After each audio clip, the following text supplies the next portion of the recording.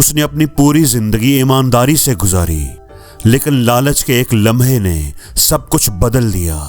उन पुरस्कार बोरियों में आखिर क्या था और कौन सी हैरानकुन सच्चाई थी जो उसे बहुत देर से पता चली। इस वीडियो को आखिर तक देखें, आप यकीन नहीं करेंगे कि उसने कितनी कीमती चीज खो दी। एक लड़का सेठ जी के यहां नौकरी करता था। सेठ ने किसी बात पर गुस्सा होकर एक छोटी सी बात पर उसको काम से निकाल दिया। अब वो लड़का बड़ा उदास, क्योंकि वो बेरोजगार हो चुका था। उसके पास कोई नौकरी भी नहीं थी, ना ही उसकी जेब में कोई ज्यादा पैसे थे। उसकी जो जमा पूंजी थी वो भी सेठ के पास ही थी और सेठ ने उससे छीन ली थी। अब वो लड़का अपने गांव की तरफ वापस जाना शुरू हो गया। उसके पास ज्यादा पैसे नहीं थे, इसलिए वो सड़क किनारे पैदल ही चल रहा था। अचानक उसे किसी की आवाज आई, इस गांव में मुझे कोई मजदूर मिलेगा। उसने पीछे पलटकर देखा तो एक बाबा जी थे, जिन्होंने अपने कंधे पर 3 थैले उठाए हुए थे। ऐसा लग रहा था कि इतना बोझ उठाकर बाबा जी थक गए हैं। लड़का पलटकर उनके पास आया और पूछा कि क्या बात है बाबा जी। तो बाबा जी ने कहा कि देखो बेटा, मेरे पास ये 3 थैले हैं। मैंने यहाँ से दूसरे गांव तक जाना है। अगर तुम इस सबसे बड़े थैले को उठाकर मेरे साथ चलो और मुझे दूसरे गांव तक पहुंचा दो तो मैं तुम्हें 3 सोने के सिक्के देता हूँ। लड़के ने सोचा कि ये तो बड़ा अच्छा सौदा है। अभी काम से निकाला गया हूँ और अभी काम मिल भी गया है। चलो घर जाने के लिए कुछ ना कुछ पैसे तो जेब में आएंगे। उसने कहा कि बाबा जी ठीक है, मैं उठा लूंगा। अब वो लड़का था जवान हट्टा कट्टा।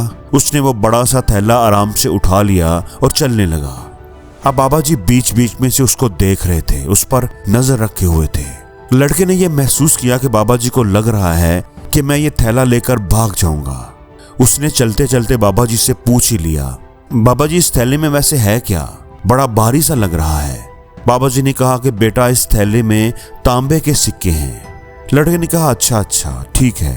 और फिर वो दोनों चलते रहे। अब चलते चलते रास्ते में एक नदी आ गई। लड़का तो नदी को पार करने लगा, लेकिन बाबा जी उसी किनारे पर रुक गए। तो वो जो लड़का था उसने पूछा कि बाबा जी क्या हुआ, आप आ क्यों नहीं रहे?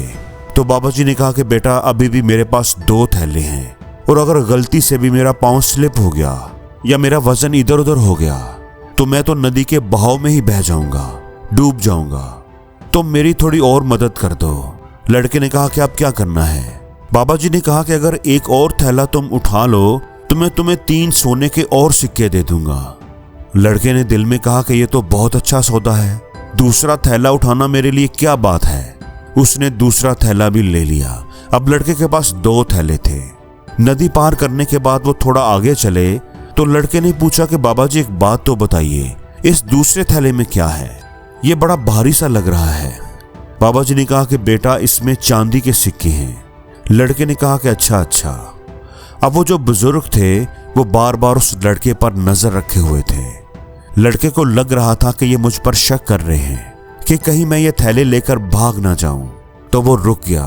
वो पलटकर उनकी तरफ आया और कहने लगा कि बाबा जी, आप मेरी बात सुनिए। क्या आप मुझे चोर समझ रहे हैं? आपको लग रहा है कि मैं ये थैले लेकर भाग जाऊंगा? अब मैं कहीं भी नहीं जाऊंगा। मैंने अपनी पूरी जिंदगी में ईमानदारी निभाई है, अपनी पूरी जिंदगी। और आज अभी मुझे नौकरी से निकाल दिया गया है क्योंकि सेठ जी मुझे हेराफेरी करने का कह रहे थे। वो मुझे सामान में मिलावट करने का कह रहे थे और मैं ऐसा करने पर राजी नहीं हुआ तो उन्होंने मुझे काम से निकाल दिया। मैं ईमानदार हूं और ईमानदार रहना चाहता हूं। मैं तो अभी अभी ईमानदारी के चक्कर में अपनी नौकरी खोकर आया हूं। और आपको क्या लगता है कि मैं आपके थैले लेकर भाग जाऊंगा? मैं नहीं भागूंगा। इन थैलों में जो भी है, कितना भी कीमती क्यों नहीं, लेकिन वो आपकी अमानत है, इसलिए आप फिक्र ना करें। बुजुर्ग ये बात सुनकर थोड़े शर्मिंदा हुए और हंसने लगे और बोले, नहीं बेटा, ऐसी कोई बात नहीं, मेरे दिल में ऐसी कोई बात नहीं। अब वो दोनों चलते रहे। आखिरकार वो जगह आ गई जहां से वो गांव बहुत पास आ गया था। एक पहाड़ था और उन्होंने उसको पार करना था। पहाड़ के दूसरी तरफ गांव था। अब उस लड़के से बाबा जी ने कहा कि देखो बेटा, एक थैला है मेरे कंधे पर, लेकिन मुझे नहीं लगता कि मैं इस थैले का वजन उठाकर इस पहाड़ पर चढ़ पाऊंगा। मैं अकेला ही इस पहाड़ पर चढ़ जाऊं तो बड़ी बात है। तुमने मेरी काफी मदद की है। अब अगर तुम ये एक और थैला भी उठा लो तो मैं तुम्हें 3 सोने के सिक्के और दे दूंगा। लड़के ने कहा कि लाएं बाबा जी, मैं उठा लेता हूं, कोई बात नहीं। लड़का अब तीनों थैले लेकर पहाड़ पर चढ़ने लगा। अब लड़का चूंकि जवान था, वो तेजी से पहाड़ पर चढ़ रहा था और बाबा जी की रफ्तार आहिस्ता थी। लेकिन बाबा जी उसे कहते जा रहे थे कि बेटा तुम चलो, तुम मेरी वजह से आहिस्ता ना हो, तुम चोटी पर पहुंच जाओ और वहां बैठकर मेरा इंतजार कर लेना, मैं तुम्हारे पीछे आ ही रहा हूं। लड़के ने कहा कि ठीक है। उसने अपनी स्पीड बढ़ा ली और तेजी से पहाड़ पर चढ़ने लगा। और जब उसने आधा रास्ता तय कर लिया तो उसके दिमाग में एक ख्याल आया। उसने सोचा कि ये बाबा बुजुर्ग ये मेरा क्या कर लेगा। अगर मैं ये तीनों थैले लेकर भाग जाऊं, उसमें से एक में तो चांदी के सिक्के हैं और दूसरे में तांबे के, और तीसरे का बाबा जी ने बताया नहीं, लेकिन उसमें सोने के ही होंगे क्योंकि छोटी सी पोटली है। अगर मैं इन तीनों थैलों को लेकर भाग जाऊं तो ये मेरा क्या कर लेंगे, ये मुझे कभी पकड़ ही नहीं पाएंगे और इनको पता ही नहीं चलेगा कि मैं कहाँ गया हूं। अब ये ख्याल उसके दिमाग पर गालिब आ रहा था। वो चढ़ता जा रहा था और सोचता जा रहा था। उसके दिल में लालच आ गया। उसने खुद को समझाने की बड़ी कोशिश की कि उसे ऐसा नहीं करना चाहिए, लेकिन उससे रहा नहीं गया और वो दौड़ने लगा। और दौड़ते दौड़ते इतना दौड़ा कि सीधा अपने घर जाकर रुका। तीनों थैले लाकर उसने अपने कमरे में रखे। उसको उम्मीद थी कि जो छोटा थैला है उसमें सोने के ही सिक्के होंगे। उसने सबसे पहले बड़े थैले को खोला तो उसमें पत्थर ही पत्थर थे। दूसरे को खोला तो उसमें भी पत्थर ही थे और तीसरे वाले में भी पत्थर ही थे। बस क्वांटिटी का फर्क था। एक में सबसे ज्यादा पत्थर थे, दूसरे में कम और तीसरे में उससे भी कम। लड़के का तो दिमाग ही खराब हो गया। उसने कहा कि बाबा जी क्यों झूठ बोल रहे थे मेरे साथ, उन्होंने क्या ड्रामा किया है, उन्हें ये कहानी बनाने की क्या जरूरत थी।